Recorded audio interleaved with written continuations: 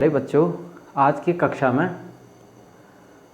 Physics class 11th chapter number 3 सरल रेखा में गति या सरल रेखीय गति, रेक्टिलिनियर मोशन भी कहते हैं, जिसको मोशन इन वन डायमेंशन भी इसको कहा जाता है। इसके अंतर्गत आज हम भिन्न भिन्न प्रकार के टॉपिक्स को डिस्कस करेंगे। सबसे पहले हमने देखना है, इसमें एक होता है निर्देश बिंदु। ये चीज़ क्या हुई? निर्देश बिंदु। ग्राफीय निरूपण भी करेंगे आगे से आने वाले जितने भी हमारे पास हेडिंग्स होती हैं। निर्देश बिंदु, रेफरेंस पॉइंट इंग्लिश में कहा जाता है, रेफरेंस पॉइंट। हमने कहा था यदि कोई वस्तु समय के सापेक्ष अपनी स्थिति को बदले तब हम कहते हैं वस्तु गतिशील है, अन्यथा वो गतिशील नहीं है। समय के सापेक्ष अपनी स्थिति को बदले, लेकिन उसकी स्थिति को नापने के लिए एक रेफरेंस पॉइंट भी रखना होगा। अगर इस प्रकार जा रही कोई वस्तु तो कहाँ से गति की रेफरेंस पॉइंट यहाँ से मान सकते हैं, इनिशियल पॉइंट को। जैसे फॉर एग्जांपल कार्तीय तल लेते हैं हम, एक्स डैश वाई डैश, आपको पता है ये ओ है, वाई डैश, ये प्लस प्लस, ये प्लस इधर प्लस, ये माइनस, ये माइनस, ये आपको पता है। तो इसमें बिंदुओं से किसी भी इस तल में बिंदु की पोजीशन बताने के लिए हमको रेफरेंस पॉइंट, कहाँ से पोजीशन बिंदु बताने, कितनी दूर है किस बिंदु से, तो ओ से कितनी दूर है, कोई बिंदु यहाँ पे है, कोई बिंदु यहाँ पे है, तो रेफरेंस पॉइंट क्या हो गया यहाँ पे? मूल बिंदु, जिसको क्या कहते हैं हम? मूल बिंदु। तो इस प्रकार का जो भी बिंदु है किसी पोजीशन को या किसी वस्तु की पोजीशन को डिफाइन करने के लिए, उसको हमने कहा निर्देश बिंदु, रेफरेंस पॉइंट। पहली चीज ये आप नोट कर लें सिंपल, यानी जहाँ से हम नाप रहे हैं उसको मानक मान रहे हैं, तो उससे हम कोई भी लंबाई या कोई भी स्थिति में परिवर्तन हुआ तो कहाँ से हुआ, यहाँ से नापना है हमको। तो वो निर्देश बिंदु या रेफरेंस पॉइंट हमारा हो गया है। नेक्स्ट आता है निर्देश तंत्र। निर्देश तंत्र, जिसको हम कहते हैं फ्रेम ऑफ रेफरेंस, अंग्रेजी में रेफरेंस फ्रेम या फ्रेम ऑफ रेफरेंस। ये आगे भी बहुत बार आएगा यूज, फ्रेम ऑफ रेफरेंस, न रेफर कर रहे हो उसको, कहाँ से किस फ्रेम में कैसे रेफर करें, फ्रेम ऑफ रेफरेंस कहा जाता है। फ्रेम ऑफ रेफरेंस क्या चीज़ भी? अगर हम त्रिविमीय की बात करें, थ्री डायमेंशनल में हमारे पास 3 एक्सिस होंगी, एक्स वाई और जेड एक्सिस। हमारे पास 3 विमा में 3 एक्सिस होंगी, उसके निर्देशांक होंगे किसी बिंदु के एक्स वाई और जेड, ये आपको पता है। यहाँ पे प्लेन में समतल में 2 एक्सिस होंगी एक्स और वाई, किसी बिंदु के जो है निर्देशांक या निर्देश बिंदु क्या कहलाते हैं वहाँ पे? एक्स और वाई। तो यहाँ पे निर्देश बिंदु एक्स वाई जेड। इस निर्देश बिंदु के साथ प्लस समय यानी टाइम टी, इसको भी हम ऐड कर लें, या एक्स वाई जेड एक्सिस, एक रेफरेंस ले लिया हमने, एक्स वाई जेड एक्सिस का एक स्पेस ले लिया, उसमें हमने एक घड़ी रख दी फॉर एग्जांपल। तो घड़ी क्या करेगी? समय नापने का काम करेगी। तो इस पूरी चीज को हमने क्या कहा? निर्देश तंत्र। यही हमारा निर्देश तंत्र कहलाएगा, निर्देश तंत्र। कि अगर हमने सारी एक्सिस ले ली और टाइम मेजर करने के लिए एक घड़ी ले ली, तो कोऑर्डिनेट सिस्टम जो हमारा है X Y Z, coordinate system along with time is called frame of reference या निर्देश तंत्र कहा जाता है। निर्देश तंत्र, इसी में अगर हम कहें कि गति की अवस्था और विराम की अवस्था क्या है, इसी में देखिए नेक्स्ट हम डिफाइन करते हैं गति अथवा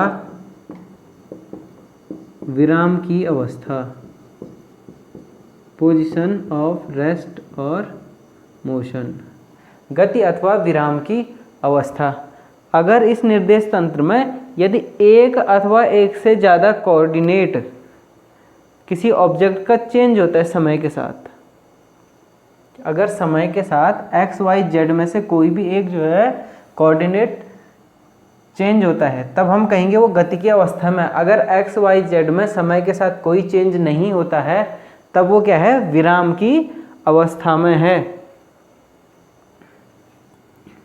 कि समय के साथ एक्स वाई जेड में कोई परिवर्तन नहीं, तब हम ये क्या दिखाएगा कि विराम अवस्था। क्या दिखा रहा है? विराम अवस्था। अदरवाइज क्या होगी? गति की अवस्था। अर्थात खाली एक्स चेंज हो तब भी गति हो रही है, खाली वाई चेंज हो तब भी गति हो रही है, और खाली जो है वाई कोऑर्डिनेट चेंज हो ऑब्जेक्ट का तब भी ऑब्जेक्ट गति की अवस्था में है। एक्स वाई चेंज हो, जेड चेंज ना हो तब भी मोशन में है, वाई जेड चेंज हो तब भी मोशन में, एक्स वाई जेड तीनों चेंज हो रहे हो तब भी वो मोशन में है, गति की अवस्था में। केवल जो है यदि समय के साथ एक्स वाई जेड में कोई भी चेंज परिवर्तन नहीं हो रहा है तब हम कहेंगे वो वस्तु या वो ऑब्जेक्ट विराम अवस्था में है।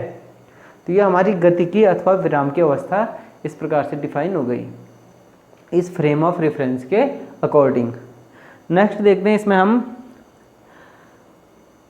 अब हमने निर्देश तंत्र कैसे लेना है वो डिपेंड करता है। जैसे मैं यहाँ पे अगर लेक्चर दे रहा हूँ इस रूम में, तो ये रूम मेरे लिए एक निर्देश तंत्र हो गया, frame of reference. Clear? Car है, कार के अंदर कोई व्यक्ति बैठा है, कार जा रही है, हम देख रहे हैं कार जो है सड़क पे गति कर रही है, तो हमारे लिए कार और गति, वो व्यक्ति जो है दोनों क्या हैं? गति करते हुए हैं। और उस कार के भीतर जो आदमी बैठा है वो अगर कार के नीचे तल को देखेगा तो उसको वो क्या दिखेगा? विराम अवस्था में दिखेगा। यानी वो अपने पैरों को, जूते को देखेगा तो उसको विराम अवस्था में दिखेगा। तो उसके लिए फ्रेम ऑफ रेफरेंस जो है, अगर कार के फ्रेम ऑफ रेफरेंस से देखें तो वो वस्तु, वो व्यक्ति के लिए अपना तल क्या दिख रहा है? विराम में दिख रहा है। हम बाहर से देख रहे हैं, हमारे फ्रेम ऑफ रेफरेंस से देखें तब वो कार और वो व्यक्ति दोनों क्या है? गतिशील हैं। तो कहने का आशय ये है कि फ्रेम ऑफ रेफरेंस जो है हम अपनी जो है जो हमारे अध्ययन की जो अवस्था है उसके अनुसार हम चुन सकते हैं कि किस दशा में, किस कंडीशन में हमको अध्ययन करना है। फ्रेम ऑफ रेफरेंस को हम उसके अनुसार चुनेंगे। तो वो हम पे है कि हम पूरी धरती को एक फ्रेम ऑफ रेफरेंस मान लें तो सब कुछ विराम में है। अगर ब्रह्मांड से देखें तो पूरी धरती और उसमें सभी लोग क्या कर रहे हैं? घूम रहे हैं, तो वो दूसरा फ्रेम ऑफ रेफरेंस है फिर। तो ये हमारा निर्देश तंत्र कहलाता है इस प्रकार से। अब हम आगे चलते हैं डिस्कशन में, ये आप नोट करते रहें साथ साथ। नेक्स्ट आता है हमारा टॉपिक छोटा सा। इसमें आज के लेक्चर में छोटे छोटे टॉपिक्स कवर होंगे, लेकिन इम्पोर्टेंट है, आपको क्लियर करना जरूरी है वो। औसत वेग और औसत चाल, सॉरी उससे पहले है एक समान गति अथवा असमान गति। एक समान गति, इसको क्या कहते हैं? Uniform motion, uniform motion English में। और असमान गति, एक समान गति, असमान गति, non uniform motion, non uniform motion. Next हमारा टॉपिक है एक समान गति, यूनिफॉर्म मोशन अथवा असमान गति। यदि कोई वस्तु समान समय अंतराल में समान दूरी तय करे, फिर से, यदि कोई वस्तु समान समय अंतराल में समान दूरी तय करे, कि समान समय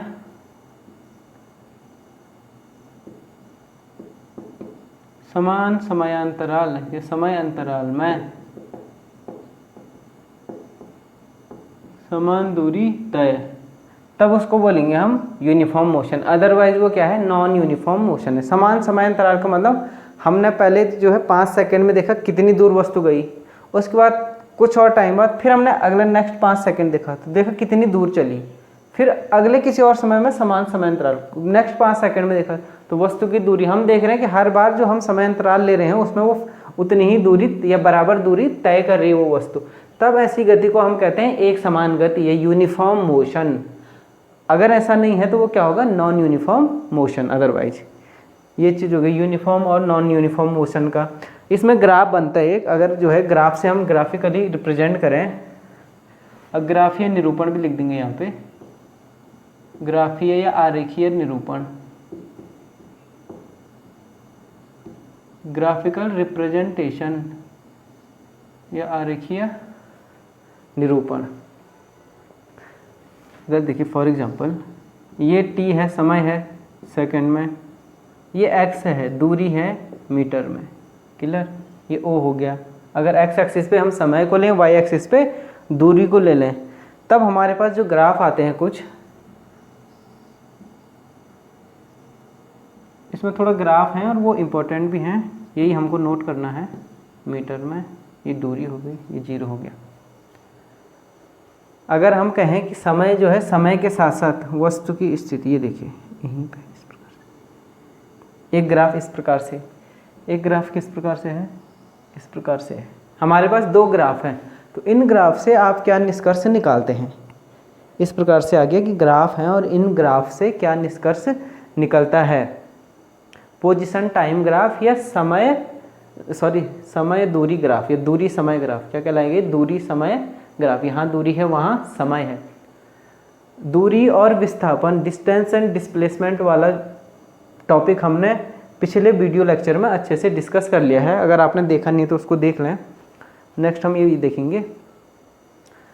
तो यहाँ पे हम देख रहे हैं कि समय जो है धीरे धीरे हमारा चेंज हो रहा है, या समय बढ़ रहा है, यहाँ इंक्रीज हो रहा है, समय में 0 से बढ़ रहा है। वस्तु की दूरी क्या हो रही है? सेम है।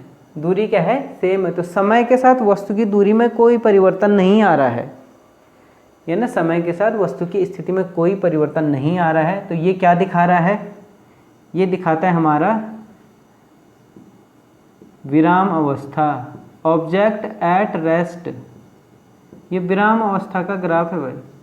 देखिए दूरी समय ग्राफ जो है इस प्रकार से ये विराम अवस्था को दिखा रहा है, ये ग्राफ कि समय के साथ जो है कोई भी परिवर्तन नहीं आ रहा दूरी में। अब यहाँ पे देखिए इस समय में जो है दूरी इतना समय लिया हमने, तो दूरी भी उसी सापेक्ष में बढ़ गई। फिर हमने इतना समय लिया, दूरी भी उसी सापेक्ष में बढ़ गई है। तो समय के साथ दूरी में भी वृद्धि हो रही है। लेकिन जब कभी हम देखेंगे बराबर समय अंतराल डेल्टा टी, समय का अंतराल T1 T2, सपोज ये है T1 T2 T3, ये डिस्टेंस है x1 x2 x3 माना इस प्रकार से। तो समय अंतराल T1 T2 T3, अगर आप इनको वो करें तो T2 माइनस T1 बराबर है T3 माइनस T2, ये बराबर है, और बराबर है T1 माइनस 0। ये समय अंतराल जो है ये क्या है? आपस में बराबर है। और इसके सापेक्ष इस प्रकार से दूरी का देखें हम, देन x2 माइनस x1 ये बराबर है x3 माइनस x2, ये बराबर है x1 माइनस 0 या x1। ये इसके सापेक्ष जो ये दूरी आ रही है, दूरी का अंतराल वो भी क्या है? बराबर है। तो समान समय अंतराल में समान दूरियां तय हो रही हैं। यहाँ पे जैसे जैसे समय बढ़ रहा है दूरी भी क्या हो रही है? वृद्धि हो रही है। तो इसको बोलते हैं हम एक समान गति का ग्राफ। ये क्या दिखा रहा है? Uniform motion, object in uniform motion. ये ऑब्जेक्ट स्टेशनरी ऑब्जेक्ट, विराम अवस्था में वस्तु, ये क्या है? एक समान गति की अवस्था, एक समान गति, एक समान गति की अवस्था। ये क्लियर?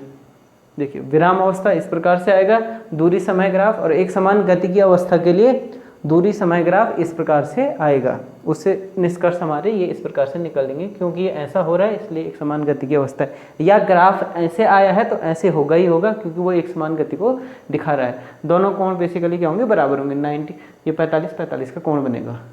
तो ये एक समान गति की अवस्था है।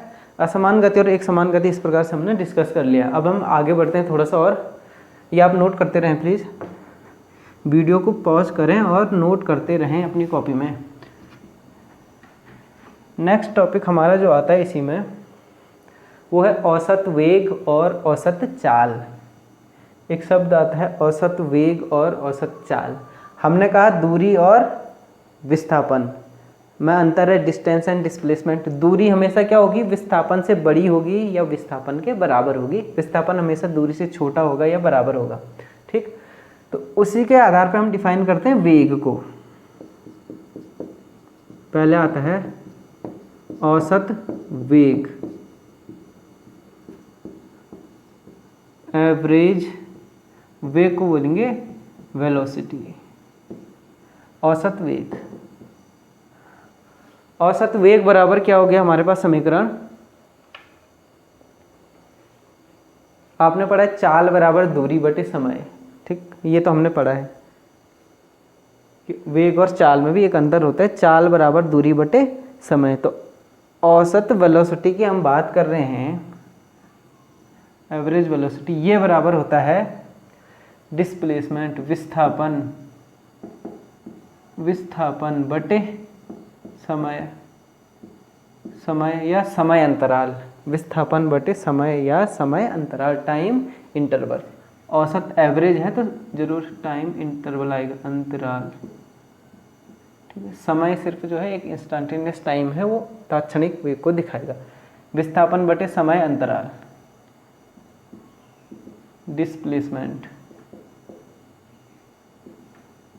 Displacement upon time interval. वेग का मात्रा क्या हो जाएगा, विस्थापन को कैसे नापेंगे, मीटर पर सेकंड, मात्रा क्या हो जाएगा, मीटर प्रति सेकंड, इस प्रकार से ये इसका मात्रा कहा गया। कि वेलोसिटी या औसत वेग है विस्थापन बटे समय अंतराल। विस्थापन हम पढ़ चुके हैं।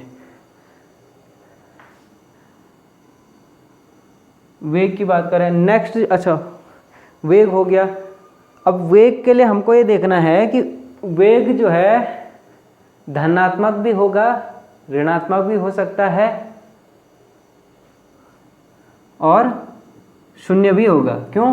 क्योंकि समय अंतराल है, इस पे तो कोई, ये समय तो एक ही टाइप का होगा, धनात्मक ऋणात्मक कुछ नहीं। लेकिन विस्थापन आपको पता है, विस्थापन जो है धनात्मक भी होता है क्योंकि दिशा होती है इसमें, ऋणात्मक भी हो गया, और विस्थापन शून्य भी होता है। तो उसके अकॉर्डिंग या उसी के अनुसार औसत वेग धनात्मक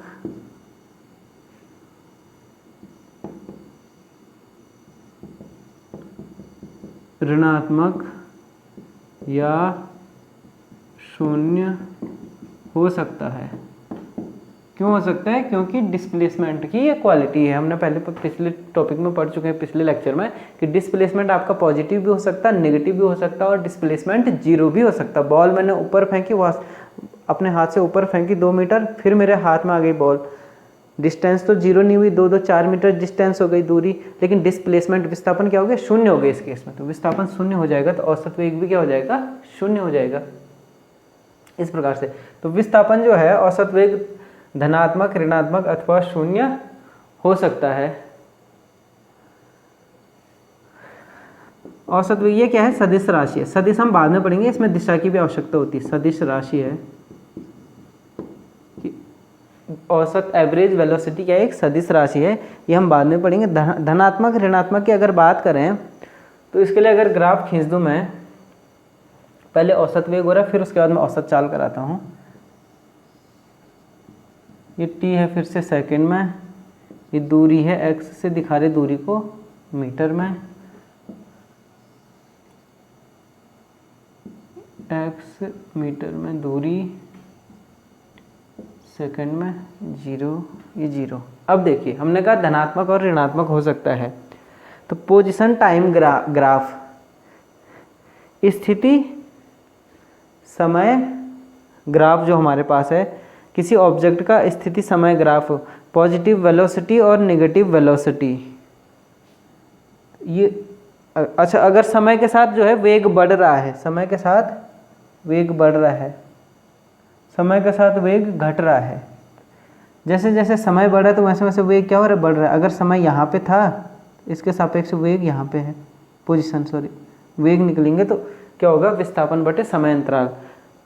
जैसे जैसे समय बढ़ रहा है वैसे वैसे तय की गई दूरी बढ़ रही है, तो उसका जो है विस्थापन भी बढ़ेगा, वेग भी बढ़ जाएगा। यहाँ पे देखिए, इस प्रकार से समय बढ़ रहा है, यहाँ पे ये t1 t2 जीरो से समय बढ़ रहा है, ये जीरो से समय बढ़ रहा है एक्स की धनात्मक दिशा में, तो समय तो बढ़ रहा है t1 से t2, लेकिन t1 से t2 पे आने पे दूरी क्या हो रही है, घट रही है। देख रहे हैं आप, ये दूरी घट जा रही है। यहाँ पे जो t1 से t2 पे जाने में दूरी क्या हो रही है, बढ़ रही है, डिस्प्लेसमेंट इंक्रीज हो रहा है, यहाँ पे डिस्प्लेसमेंट डिक्रीज हो रहा है, ये हम कह देंगे इस प्रकार। तो इसको बोलते हैं धनात्मक वेलोसिटी, पॉजिटिव वेलोसिटी या धनात्मक वेग। ये क्या हो जाएगा, धनात्मक वेग का ग्राफ, ये हो जाएगा ऋणात्मक वेग का ऋणात्मक वेग लिख दो, ग्राफ तो है। धनात्मक वेग का ग्राफ, ऋणात्मक वेग का ग्राफ, नेगेटिव वेलोसिटी। सीधा ऐसे ग्राफ आएगा समय के पैरेलल, तो वो क्या हो जाएगा, एट रेस्ट। तो औसत वेग वहाँ पे क्या हो जाएगा, जीरो हो जाएगा। अगर रेस्ट है तो क्या हो जाएगा, जीरो हो जाएगा। ये हमारे पास औसत वेग के बारे में आया, एवरेज वेलोसिटी। ये आप नोट कर लें। नेक्स्ट हम आगे चलते हैं, औसत वेग के बाद औसत चाल। अब आता है औसत चाल।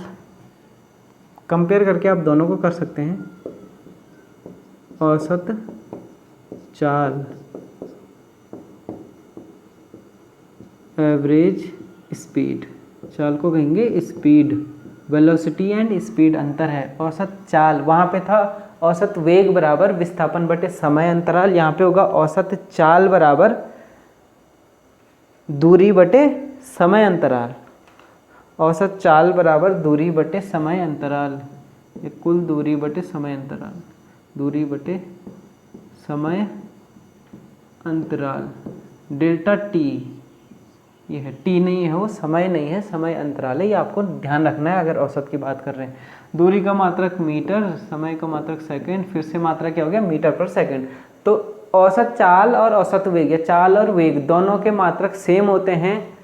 वेग सदिश राशि है, चाल क्या है, अदिश राशि है। इसमें जो है दिशा की आवश्यकता नहीं होती। सदिश अदिश राशि हमने बाद में पढ़नी है।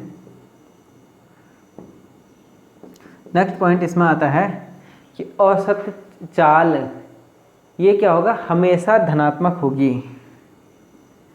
यह सदैव धनात्मक होती है। औसत चाल सदैव धनात्मक होती है, ये हमको ध्यान रखना है। न कि वेग की तरह कि धनात्मक भी है ऋणात्मक भी है। ये हमेशा पॉजिटिव होगा। पॉजिटिव क्यों होगा, क्योंकि दूरी है, दूरी कभी भी ऋणात्मक नहीं आएगी। 5 मीटर चला है, ऋण 5 मीटर चला, ये नहीं बोलेंगे। तो दूरी हमेशा क्या होगी, पॉजिटिव होती है, धनात्मक होती है। इसलिए जो है औसत चाल हमेशा धनात्मक होती है। ये आपको ध्यान में रखना है पॉइंट। ये इंपॉर्टेंट पॉइंट है कि दूरी जो है क्योंकि धनात्मक होती है, इसलिए औसत चाल भी हमेशा क्या होगी, धनात्मक होगी। नेक्स्ट इसमें हम ये तो सर दोनों में जो है, दोनों को हमने डिफाइन कर दिया, औसत चाल और औसत वेग। इसी के आधार पे आप अंतर भी बोल सकते हैं इसमें। वहाँ पे क्योंकि विस्थापन जो है हमेशा क्या होता है, एक चीज़ हम लिख सकते हैं, क्योंकि जो है विस्थापन, डिस्प्लेसमेंट, ये हमने पहले लेक्चर में डिस्कस किया है। विस्थापन या तो क्या होगा, लेस देन होगा या इक्वल टू होगा किसके, दूरी के। विस्थापन सदैव दूरी के बराबर होगा अथवा दूरी से छोटा होगा, ना दूरी हमेशा विस्थापन से क्या होगी, बड़ी होगी। तो विस्थापन बटे समय अंतराल करेंगे दोनों, तो क्या हो जाएगा, यहाँ पे वेग, वेग सदैव चाल से छोटा होगा या चाल के बराबर होगा। अर्थात स्पीड हमेशा जो है वेलोसिटी से बड़ी होगी। स्पीड हमेशा वेलोसिटी से बड़ी होगी या वेलोसिटी के इक्वल होगी। तो ये भी एक इम्पोर्टेंट जो है हमारा यहाँ पे निष्कर्ष निकला है कि चाल सदैव वेग से बड़ी होगी या वेग के बराबर होगी। क्यों, क्योंकि डिस्प्लेसमेंट और दूरी आ रहा है उसमें, और डिस्प्लेसमेंट दूरी में जो है अंतर है उसके हिसाब से। नेक्स्ट हम आगे चलेंगे। इसका कोई ग्राफ है, पहले देख लेते हैं। कोई ग्राफ है नहीं है इसमें। हो गया, speed in general is greater than magnitude of velocity, ये क्लियर हो गया।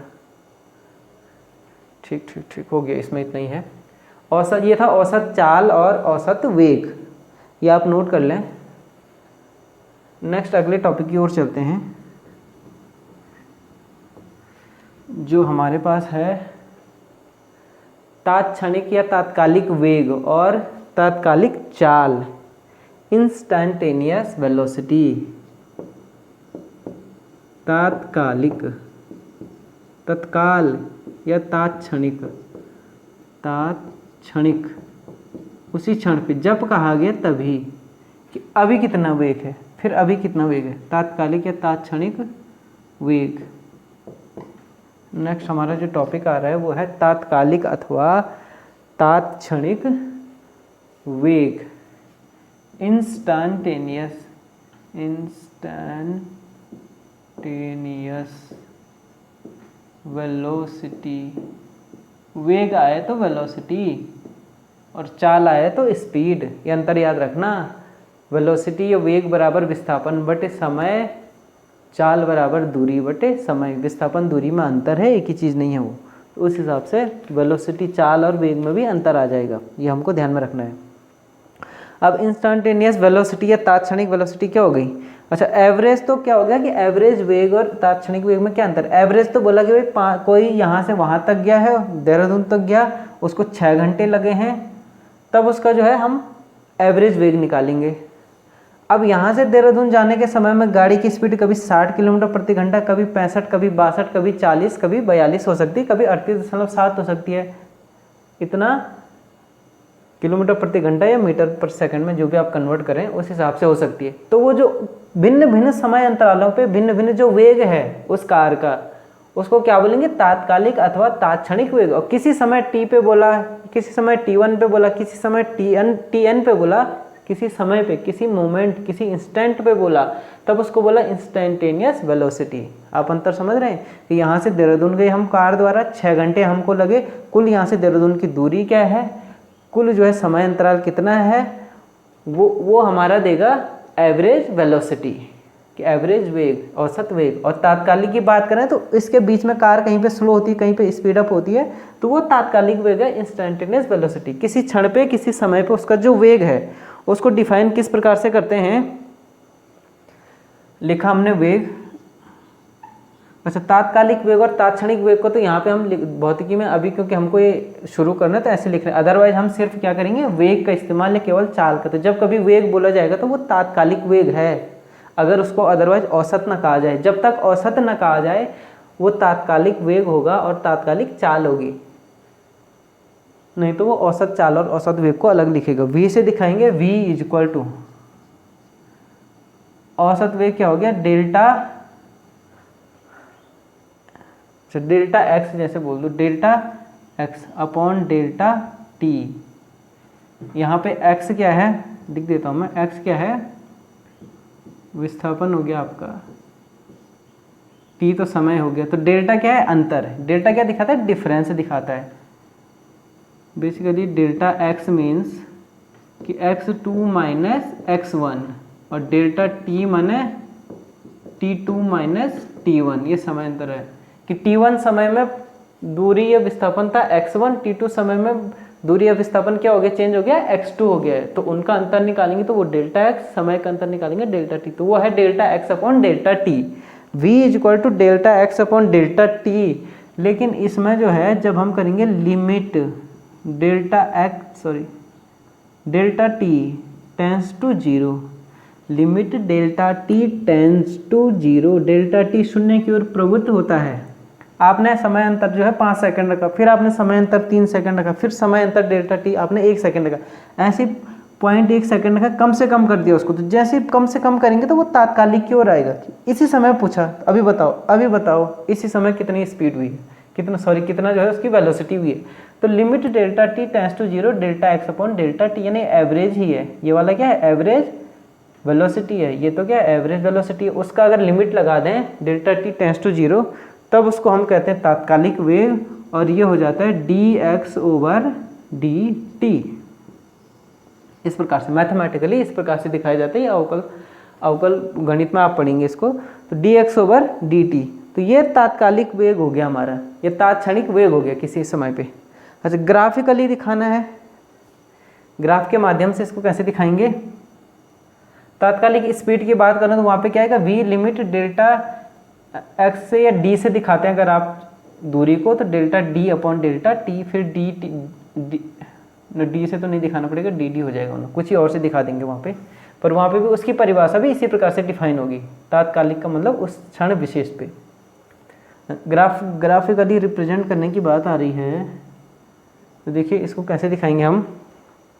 एक तरफ समय और एक तरफ स्थिति या दूरी 0, ये टाइम t, और ये सेकंड में। t जो है सेकंड में है, दूरी यहाँ मीटर में है। कोई ग्राफ है इस प्रकार से माना, पर एक समान नहीं, इस प्रकार से कोई ग्राफ है। ठीक है, हमारे पास जो है गति का इस प्रकार से ग्राफ आया है, ये दूरी समय ग्राफ इस प्रकार से आया है। अब जो है बोलता है कि किसी इस ग्राफ के द्वारा किसी समय विशेष पे, किसी क्षण विशेष पे वेग बताइए या तात्कालिक वेग निकालिए उसका। हम क्या करेंगे, सपोज ये हमारे पास दो बिंदु ले लेते हैं हम फॉर एग्जांपल, इसको ध्यान से देखिए। ये समय है t1 माना, ये समय है t2, ये है सपोज x1 पोजीशन, ये है सपोज x2 पोजीशन, t1 पे x2 पे। तो अब यहाँ से देखिए डेल्टा x बराबर क्या हो जाएगा, x2 माइनस x1, ये क्लियर है। डेल्टा t बराबर क्या हो जाएगा, t2 माइनस t1, ये डेल्टा t भी निकल गया, डेल्टा x भी निकल गया। हमको करना है delta x over delta t, limit delta t tends to 0, तब वो इंस्टेंटेनियस होगा। ये वाली राशि जो दिखा रहे हैं ये क्या है, तात्क्षणिक, उसी क्षण पे, जिस क्षण कहा गया उसी क्षण पे तात्क्षणिक वेग। ये देखिए अब हमने क्या किया, आप ये देखें, अब डेल्टा टी का मान हमने क्या करना है, कम से कम करना है, 0 से 0, ये अंतर है समय का अंतर, इसको कम से कम करना है। तो समय अंतर कम से कम करेंगे तो नेक्स्ट हम और नज़दीक के बिंदु ले लेंगे, दो बिंदु यहाँ पे और नज़दीक, फिर इसके बाद और नज़दीक। इस प्रकार से समय को कम से कम करना है, एक बिंदु विशेष पे आ जाएगा, वो यहाँ पे पॉइंट पे आ जाएगा, और उस बिंदु विशेष पे आने पर जो है तब वो तात्क्षणिक वेग होगा। अभी तो देखो इसके बीच का डेल्टा एक्स और डेल्टा टी करेंगे आप, अगर मैं ग्राफ में देख रहे हैं, अगर ये माना बिंदु P है, ये बिंदु Q है, ये यहाँ पे R है, जो शुरुआत में था डेल्टा x बराबर x2 माइनस x1 का है PR, क्या है PR, डेल्टा Q बराबर T1 माइनस T2 QR, ये PR हो गया QR, ये क्या है QP हो गया, QP हो गया। तो ये सपोज x एक्सिस से क्या कोण बना रहे, थीटा कोण बना रहे, क्या बना रहा है, थीटा कोण। तब यहाँ पे हम डिफाइन करते tan थीटा बराबर, इस त्रिभुज में, इस समकोण त्रिभुज बना, इस त्रिभुज में tan थीटा बराबर PR अपॉन QR,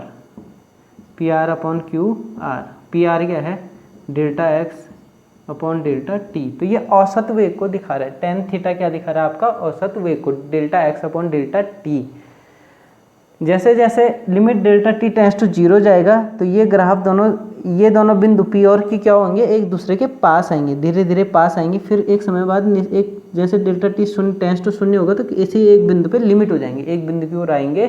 तब डेल्टा t को हम कहते हैं ढाल, क्या कहेंगे, ढाल। और ये जो P की लाइन कैसी हो जाएगी, अब देखिए इसी लाइन को देखिए आप,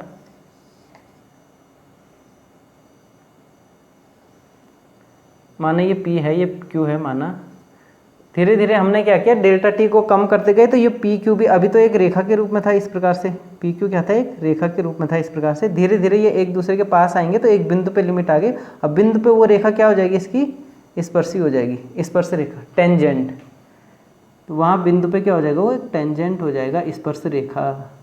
वो स्पर्श रेखा उस बिंदु पे क्या दिखाएगी, तात्क्षणिक वेग को दिखाएगी, या उस स्पर्श रेखा का ढाल, ये क्या होगा, स्पर्श रेखा का ढाल।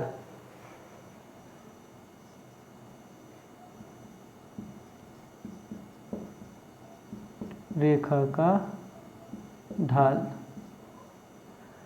हाँ, स्पर्श रेखा की बजाय tan थीटा को यहाँ पे हम लिख देंगे रेखा PQ का, कि PQ जो हमारी क्या है, PQ रेखा का ढाल ही तो है। tan थीटा है, कितने कोण पे झुका है, थीटा ऐसे होगा, ऐसे कम हो गया, थीटा ऐसे ज़्यादा हो गया, तो ये क्या कहलाएगा, इस रेखा का ढाल। tan थीटा क्या कहलाता है, PQ रेखा का ढाल।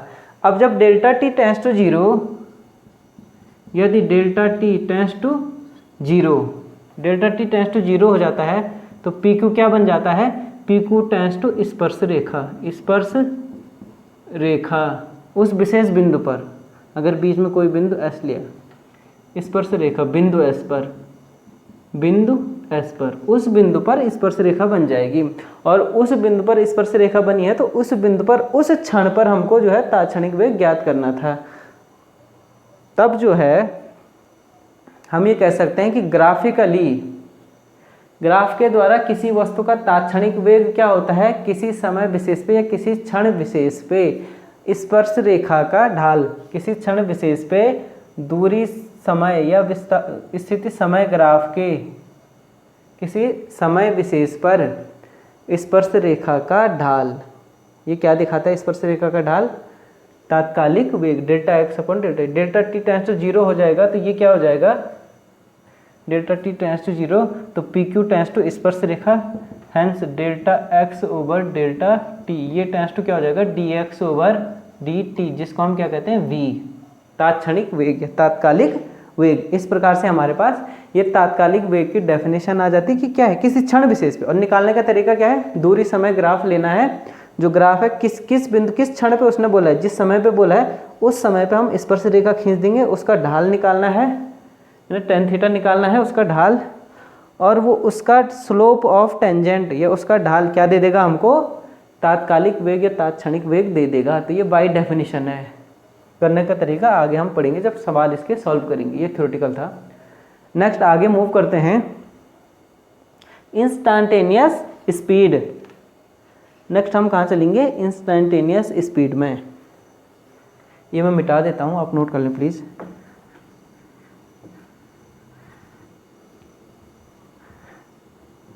तात्कालिक या तात्क्षणिक चाल, तात्कालिक या तात्क्षणिक चाल, इंस्टेंटेनियस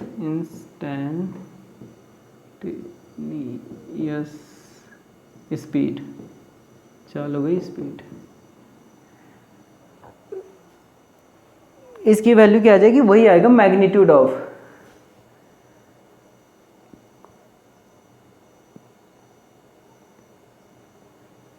मैग्नीट्यूड ऑफ तात्कालिक चाल कुछ नहीं होती, क्योंकि चाल ने हमेशा क्या होना है? पॉजिटिव होना। तो हम ये भी कह सकते हैं कि तात्कालिक चाल बराबर, देखिए तात्कालिक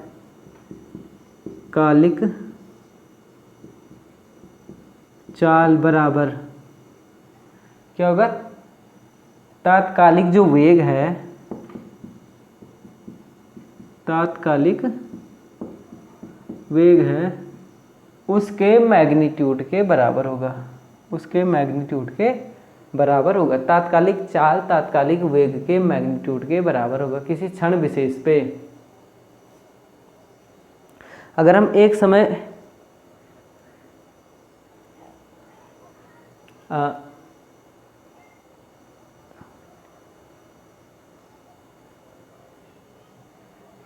अच्छा, तात्कालिक चाल जो है तात्कालिक, ये आपको तात्कालिक चाल तात्कालिक वेग के मैग्नीट्यूड के बराबर है। तो उसके डेफिनेशन में आप उसी प्रकार से दे सकते हैं, डेल्टा टी टेंड्स टू 0, तो फिर से क्या आ जाएगा? वो दूरी बटे चाल, उस समय विशेष पे दूरी बटे चाल। ये आ गया हमारे पास तात्कालिक वेग और तात्कालिक चाल के रूप में। इसको तात्कालिक चाल भी बोलेंगे, सिंपली क्या बोलेंगे? चाल भी बोल देंगे। तात्कालिक चाल और तात्कालिक स्पीड कुछ नहीं है, क्या है? मैग्नीट्यूड ऑफ वेलोसिटी है, ये मैग्नीट्यूड ऑफ तात्कालिक वेग है। क्योंकि वेग धनात्मक ऋणात्मक होता है, तो सिर्फ उसका मैग्नीट्यूड परिमाण ले लेंगे तो वही हमारा क्या आ जाएगा? तात्कालिक चाल आ जाएगा। जो तात्कालिक वेग है उसी का परिमाण मैग्नीट्यूड क्या है? तात्कालिक चाल है। ये हमने ऐसे इस प्रकार से इसको स्पष्ट कर दिया। एक और पॉइंट इसमें छूट गया है लास्ट, कि एक समान चाल में यदि एक समान गति की अवस्था, एक समान गति, एक समान गति में, एक और चीज़ आप देखिए, एक समान गति में, ये नोट करने एक पॉइंट, कि तात्क्षणिक या तात्कालिक जो वेग होता है, तात्कालिक वेग इंस्टेंटेनियस वेलोसिटी, तात्कालिक वेग होता है, ये बराबर होता है औसत वेग के, औसत वेग के। देखिए, एक समान गति की अवस्था में तात्कालिक वेग औसत वेग के बराबर कैसे होता है? ये समय t एक्सिस है, ये 0 है, ये दूरी एक्सिस है x मीटर में, समय दूरी एक्सिस, ये समय दूरी ग्राफ लेंगे हम। उसमें हमको पता है समय दूरी ग्राफ में एक समान जो गति होती है, एक समान गति के लिए हमारे पास ग्राफ आता है इस प्रकार से। ये क्या दिखा रहा है? एक समान गति। ये ग्राफ दिखा रहा है एक समान गति, हम पहले भी कर चुके हैं शुरू में। एक समान गति, एक समान गति को दिखा रहा है, ठीक हो गया। तात्कालिक वेग बराबर औसत वेग, तात्कालिक वेग बराबर औसत वेग। तो यहाँ पे आप कोई भी पॉइंट लेंगे, उस पर स्पर्श रेखा खींचेंगे तो यही तो आएगा। कोई अलग तो नहीं आएगा ना। स्पर्श रेखा खींचेंगे तो यही रेखा स्पर्श रेखा है, तो इसमें क्या है, यही ग्राफ की लाइन ही क्या बन रही है आपकी, स्पर्श रेखा बन रही है।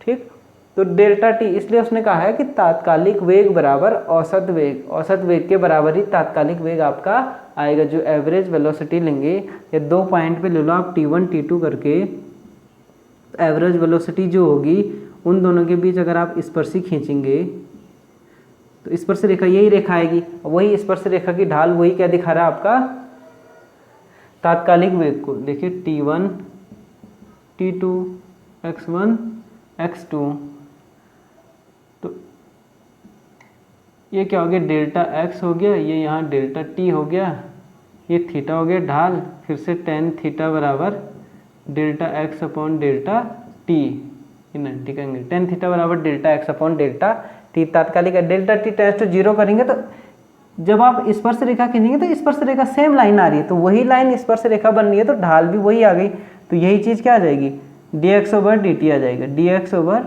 dt आ जाएगा अगर डेल्टा t टेंड्स टू 0। तो ये किस केस में आएगा, केवल एक समान गति की अवस्था में, ये आपको ध्यान रखना है। एक समान गति की अवस्था में ऐसा होगा, अदरवाइज ऐसा नहीं होगा। ये हमारा आज का वीडियो लेक्चर था जिसमें हमने भिन्न भिन्न पॉइंट कवर किए। नेक्स्ट पॉइंट में हम देखेंगे एक्सेलरेशन, हम डिस्कस करेंगे एक्सेलरेशन के बारे में, अगला लेक्चर होगा। तो आज एवरेज वेलोसिटी, औसत वेग, औसत चाल, इनमें अंतर क्या है। वेग हमेशा बड़ा छोटा होता है चाल से, या बराबर होता है। तात्क्षणिक वेग और तात्क्षणिक चाल में क्या अंतर है, इनके ग्राफ देखे हमने, समय दूरी के आधार पर किस प्रकार के ग्राफ आएंगे। आशा करता हूँ ये लेक्चर आपको पसंद आया होगा। चैनल को ज़्यादा से ज़्यादा लोग सब्सक्राइब करें, शेयर करें। चैनल का नाम है physics Pal. Thank you very much.